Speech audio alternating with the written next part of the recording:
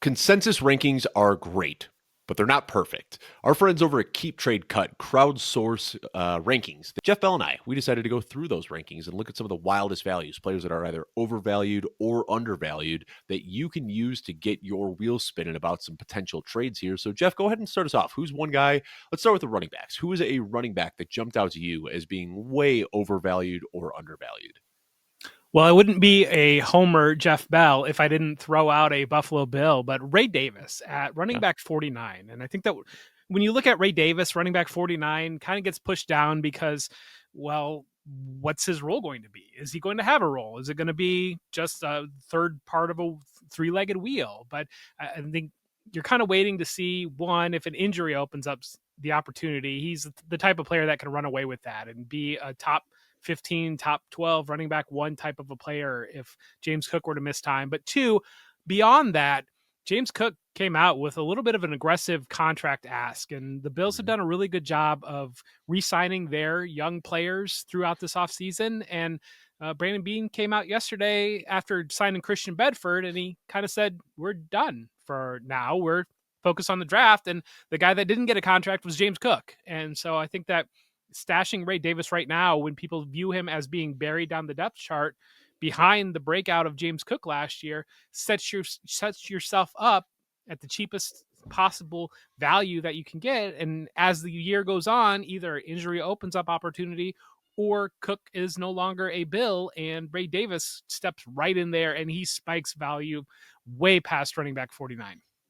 And I think, this is going to be a theme with a lot of the guys that we talk about, but these maybe underperforming rookies going into year two. I think a lot of people saw Ray Davis. They saw the pass catching upside. They saw the goal line build, and they said, this guy's just going to come in and siphon all of the high value touches away from James Cook. And the reality is, Ray Davis had 2 touches inside the 5, and James Cook had nearly 20. So it didn't work out the way that we had hoped, but that doesn't mean that Ray Davis isn't going to play football. Like, he's still a good football player. He's still under contract with the Bills.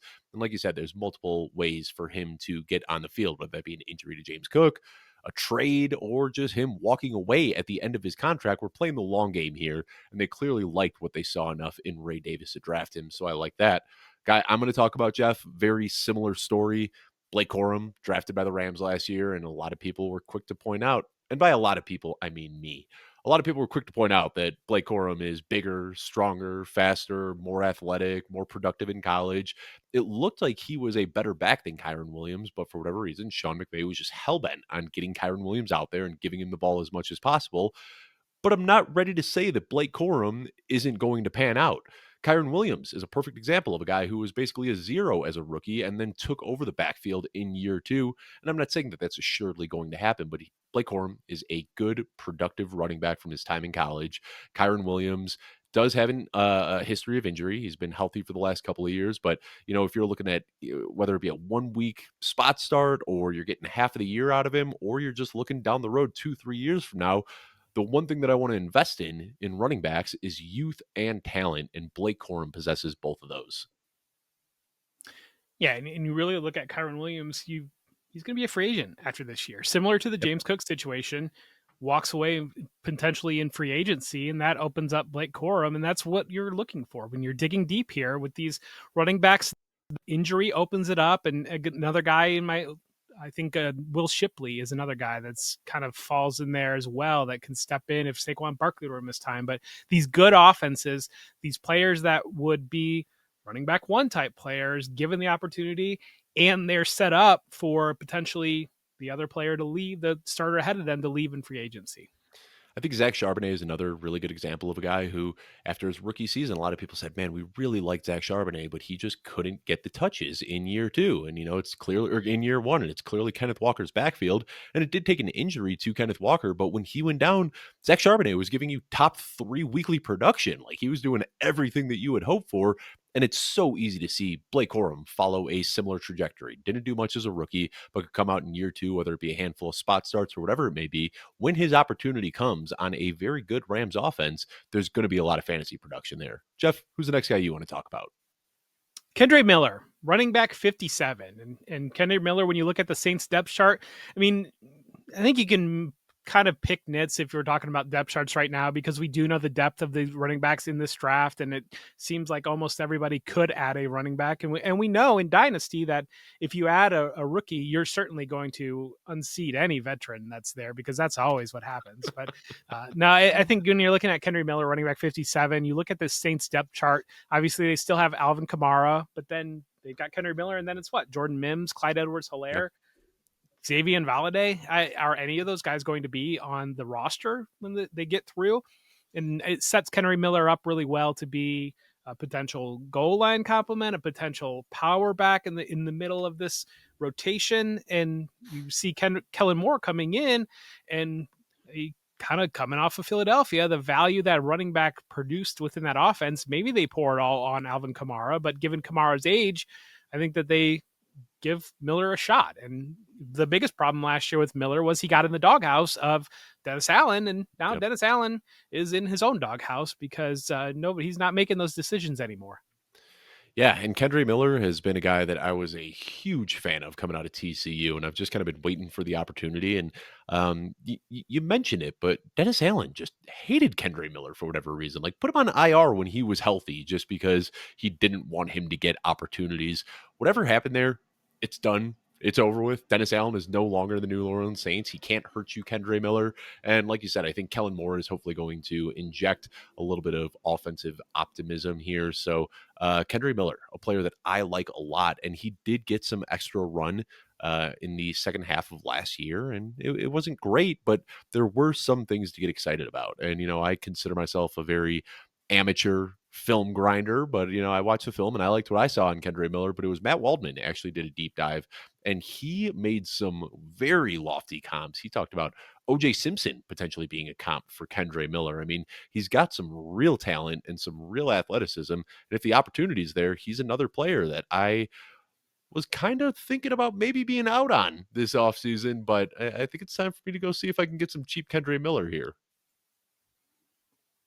Who do All you right, have, next guy I Dave? want to talk about. Yeah, go. What was that, Jeff? I said, who do you have? Who's next? Marshawn Lloyd, another young running back. Who'd have thunk? I mean, you and I aren't going to come out here and say, Brandon Bolden and Amir Abdullah. We're not going after these 30-year-old running backs. We want the young guys who are still unproven and still have a potential ceiling here. And that's what you're getting with Marshawn Lloyd. Now, he got almost no opportunity as a rookie, but he dealt with some injuries. And this is something that I talk about often. I've talked about on this show. I talk about on the fantasy show with Alfredo. When rookies get injured, it is so hard for them to get up to speed. You could just look back historically. Countless talented rookies or talented NFL players got injured their rookie season and didn't do much of anything at all. So when I see a guy like Marshawn Lloyd dealing with multiple IR stints and multiple injuries, I am okay just looking at year two on a completely blank slate. And everything we liked about Marshawn Lloyd, the athleticism, the size, the speed, all that is still there now. And of course, Josh Jacobs is in the picture here in Green Bay, but we know running backs do tend to miss some time. So again, kind of the same thing I was saying about Blake Corum. I don't want to be out on a talented player after one down year. You can get Marshawn Lloyd for half the price now that he would have costed you coming into the league as a rookie, and still a talented player, still a guy on a good offense. Marshawn Lloyd, you could probably get him for a late third right now, Jeff. Yeah, and again, you're buying that late third. You're buying a player that you liked last year, and this is another guy. He had some fumbling issues, and then he was injured, Yeah. and he wasn't able to get on the field. And I think when you looked at the other backs that they had behind Josh Jacobs last year, there wasn't anything inspiring. So I think that creates a lot of opportunity, and it's just the similar mold, like you mentioned, with the Ray Davis, with the Blake Corum, with these. We have banged this drum for the last couple of weeks now to grab these year two running backs that you liked last year, that for whatever reason it didn't happen their rookie year, but that doesn't mean they're not talented, and that doesn't mean that coming in as things slow down and get another opportunity, they can give you that value. And real quick, Jeff, so much gets lost in the season of just the week to week grind. We try to pay attention to everything, but I was kind of shocked looking. How many touches do you think Marshawn Lloyd had last year? Marshawn Lloyd, like 3. 6. Yeah. That He was was close. active in one game and he had 6 carries for 15 yards, and that was in week 2, and then got injured going into week 3 and missed the rest of the season. So if you liked Marshawn Lloyd last year, there's no reason not to go out and acquire him now for significantly cheaper than he would have cost you. We got 4 running backs down, Jeff. Let's talk some wide receivers. Who do you want to mention here? Well, longtime listeners of the Dynasty show, Quentin Johnston is where I'm going to go. I banged that drum pretty hard last year. And what happened? Quentin Johnston was wide receiver 36. He's stepping into year 3, a first round pick. We saw flashes last year, but we also saw some disappointments last year. But wide receiver 59, that seems aggressively low. And when you look at the Chargers, what they did in the offseason, they brought Mike Williams back and Mhm. they didn't do anything else beyond bringing Mike Williams back. Maybe they go there in the draft, but this is wide open for Quentin Johnston to be on the field almost every single snap, starting wide receiver here with Justin Herbert, with out, and unless they go get a tight end or somebody like that, Colson Loveland in the draft, or maybe they add another wide receiver. I don't know that they're going to do that. I think that they still kind of like Quentin Johnston, maybe a little bit more than we realize in Dynasty, and maybe a little bit more than what we do in fantasy. And I think that that reaction from that rookie year was just so harsh that we kind of see it with these guys sometimes, where even though he did show flashes and even though he was wide receiver 36 last year, it's still nobody wants to buy on it, in on it. Everybody's convinced that he's not very good. And these are the types of things to grab in Dynasty, these players that have the high ceiling, the former first round pick that have shown flashes. And if it gets put together, you're talking about a top 20-ish type wide receiver talent on the high end of where he could end up.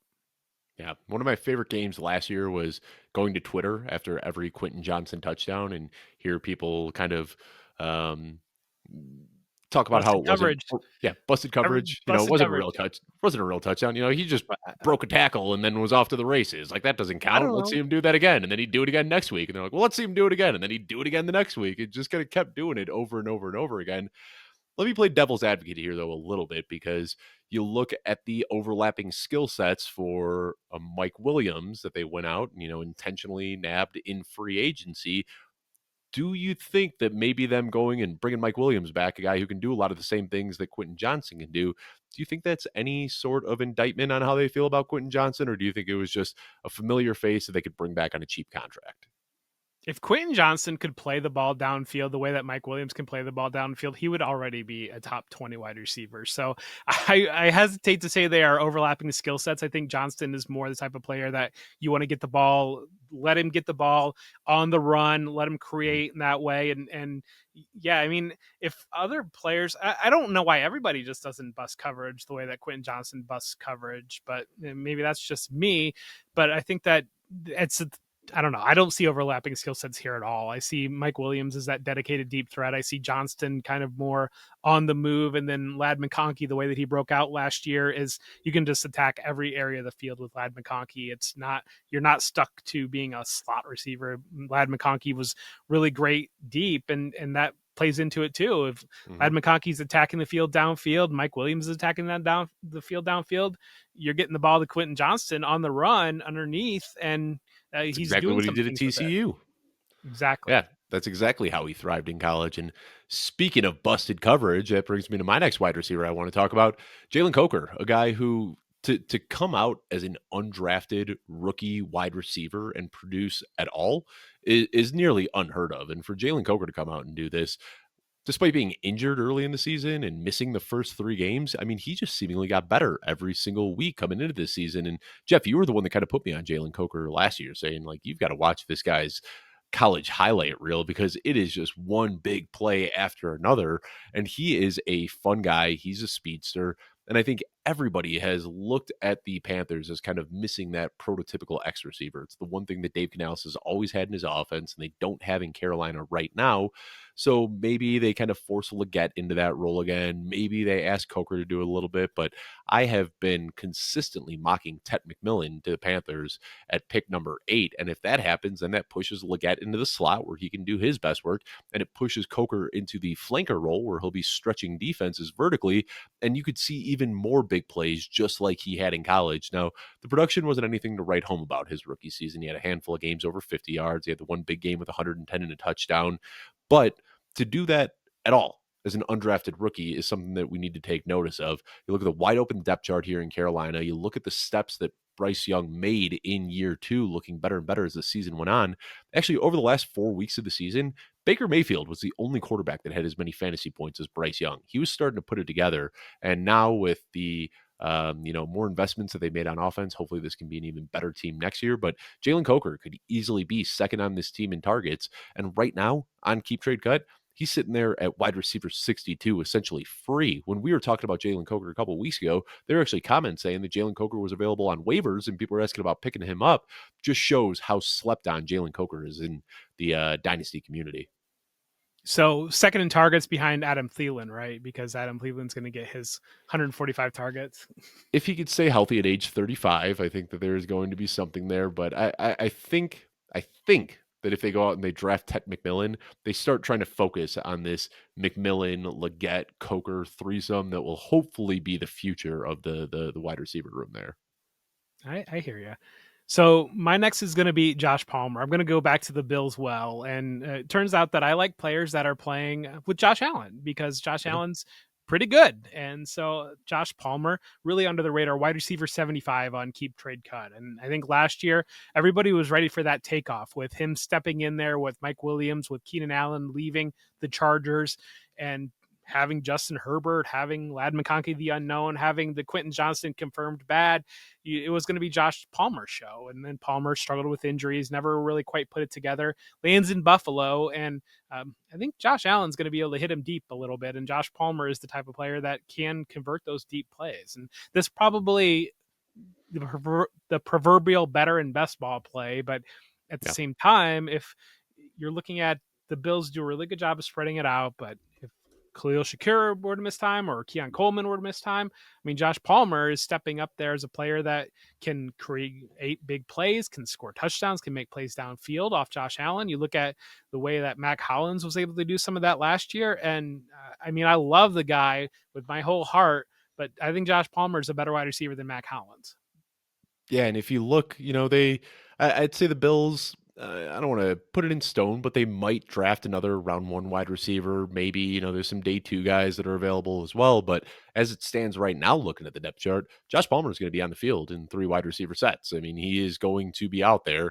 They tried some things with Curtis Samuel last year, but it didn't really pan out. And KJ Hamler is probably going to be a rotational guy. So that alone, like if you are getting a full snap share on a Josh Allen offense, that's going to lead to targets, that's going to lead to opportunities, and that's going to lead to fantasy points. So I like that call out. Josh Palmer is one of those guys who um, it seemed like he never really fully grasped the opportunity when it was there. When he was the number one guy on the pecking order, we always thought that he'd step up and be this clone of Keenan Allen, and it never really panned out.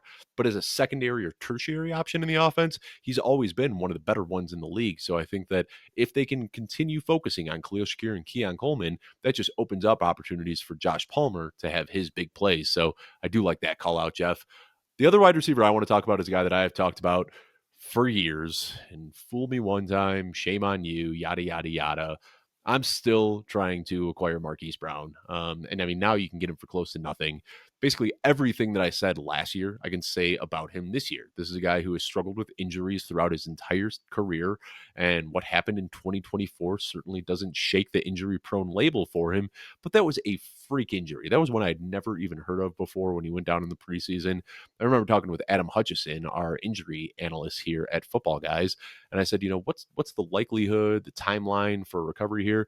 And he goes, I don't really have any data on this. He's like, it happened to Jalen Hurts once. It happened to one other guy like 12 years ago, and that's pretty much all I've got. So just a really weird, fluky injury. But Marquise Brown, former first round pick, who we saw had elite underlying peripheral metrics during his entire career when he was with Baltimore. But of course, on Baltimore, he was in the shadow of Mark Andrews. It was a Greg Roman offense early in Lamar Jackson's career where they weren't throwing that much. So the opportunities weren't there.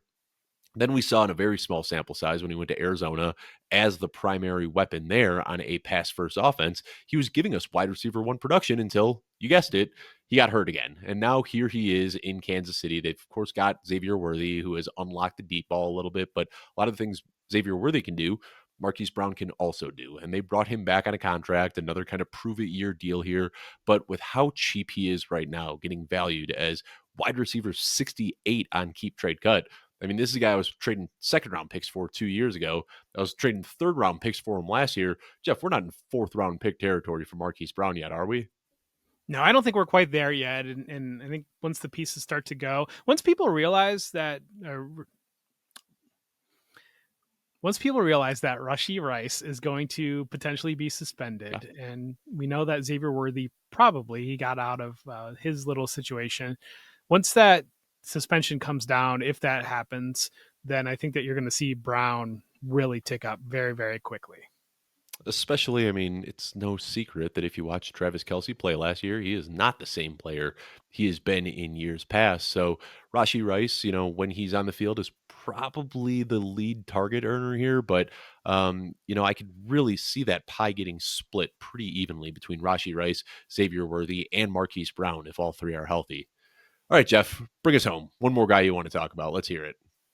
Jeremy Ruckert, tight end 65. And I don't know if you know who the starting tight end for the Jets are, but I don't think the Jets know who the starting tight end for the Jets is. And so Jeremy Ruckert down here at tight end 65, you're scraping the bottom of the barrel.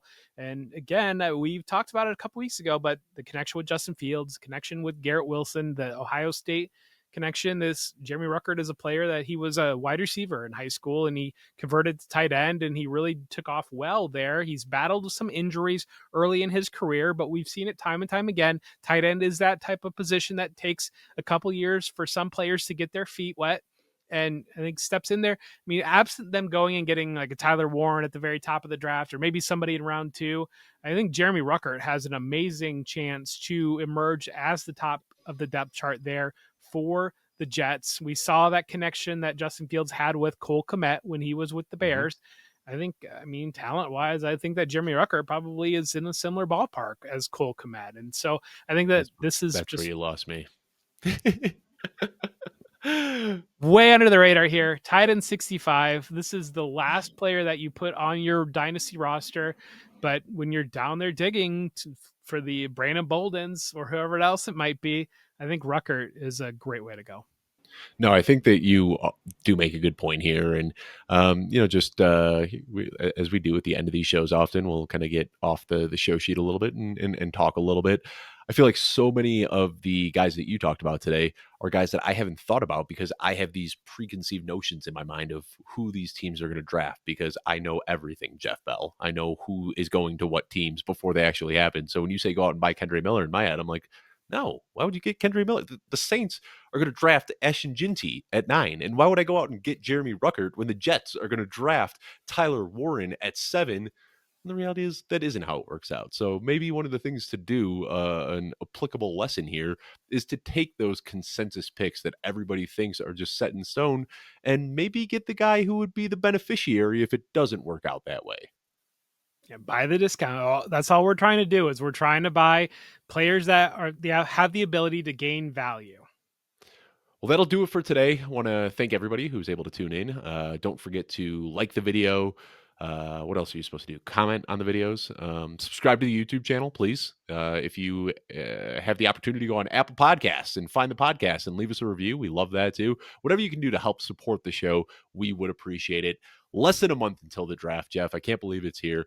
Jeff and I will be back every Tuesday and Thursday between now and draft season. So I want to thank you for tuning in, and we will see you next week.